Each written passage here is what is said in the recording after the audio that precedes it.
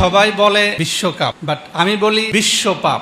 বিশ্বকাপ ফুটবল খেলা শুরু হয়েছে না, এটা মনে হয় 5 বছর পর পরে আসে, 4 বছর পরে পরে আসে, 4 বছর পরে পরে আসে। সবাই বলে বিশ্বকাপ, বাট আমি বলি বিশ্বপাপ। যেটার কারণে আপনার আমার ঈমান নষ্ট হয়, যেটার কারণে আপনার আমার আমল নষ্ট হয়, যেটার কারণে আপনার আমার সময় নষ্ট হয়, নামাজ নষ্ট হয়, তাহাজ্জুদ নষ্ট হয়, ইভেন জুয়ার মতো জঘন্যতম এই কবিরা গুনার সাথে এটার কারণে মানুষ লিপ্ত হয়ে যায়। এটাকে বিশ্ব পাপ ছাড়া আর কিছুই বলা যেতে পারে না। কথা বলেন ঠিক কিনা? শীতের সময় বাংলাদেশে অসংখ্য মানুষ দেখবেন শীতের পোশাক পায় না, তাদেরকে আমরা শীতের পোশাক দিতে পারি না, তাদেরকে আমরা সাহায্য করতে পারি না। গরমের সময় দেখবেন অসংখ্য মানুষ নিউজে দেখবেন যে স্ট্রোক করে মারা গেছে গরমের কারণে, গরম সহ্য না করতে পেরে, তাদেরকে আমরা সাহায্য করতে পারি না। কিন্তু কাফের, মুশরিক, বেঈমান, বেধর্মী, তাদের ভালোবাসা অন্তরের মধ্যে আজকে আমরা লালন করে হাজার হাজার টাকা খরচ করে আমরা পতাকা বানাই, আমরা জার্সি বানাই। এটা আমাদের জন্য, মুসলমানদের জন্য লজ্জার বিষয় ছাড়া আর কিছুই হতে পারে না। কথা বলেন ঠিক কিনা?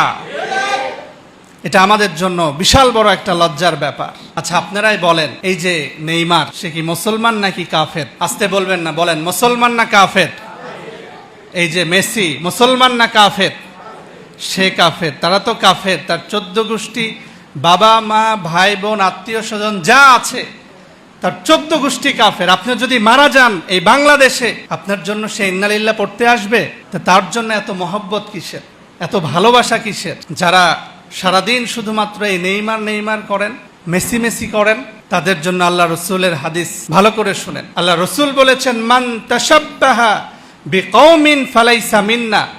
যে ব্যক্তি বেধর্মীদের সাথে সাদৃশ্য রাখে, সামঞ্জস্য রাখে, ওয়াল্লাহি বিল্লাহি তাল্লাহি, তাদের হাসর নাসর হবে ইহুদি খ্রিস্টানদের সাথে। কথা বলেন ঠিক কিনা? আল্লাহ রসুলের স্পষ্ট হাদিস।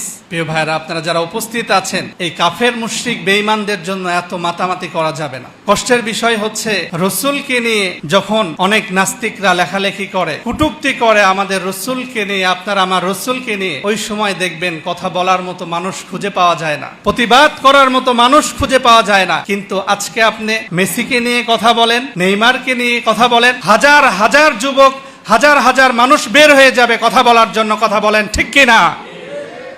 তাহলে আপনার অন্তরের মধ্যে রসুলের ভালোবাসা কোথায়? আপনার অন্তরে তো মেসি আছে, নেইমার আছে, রসুল কই? যে রসুল সুপারিশ না করলে আপনি জান্নাতে যেতে পারবেন না, সেই রসুলের ভালোবাসা যদি অন্তরের মধ্যে না থাকে, আপনি যখন মারা যাবেন, কবরে যাবেন, আপনাকে যখন প্রশ্ন করা হবে, মান নাবিয়্যুকা, হু ইজ ইওর প্রফেট, তোমার নবীকে, তোমার রসুলকে, আপনি কি মনে করছেন সারা বছর সারা জীবন আপনি নেইমারকে ভালোবাসলেন, আপনাকে যখন ফেরেশতা প্রশ্ন করবে তোমার নবীকে, আপনি উত্তর দিতে পারবেন? আপনার এটা মনে হয়? উত্তর দিতে পারবেন না।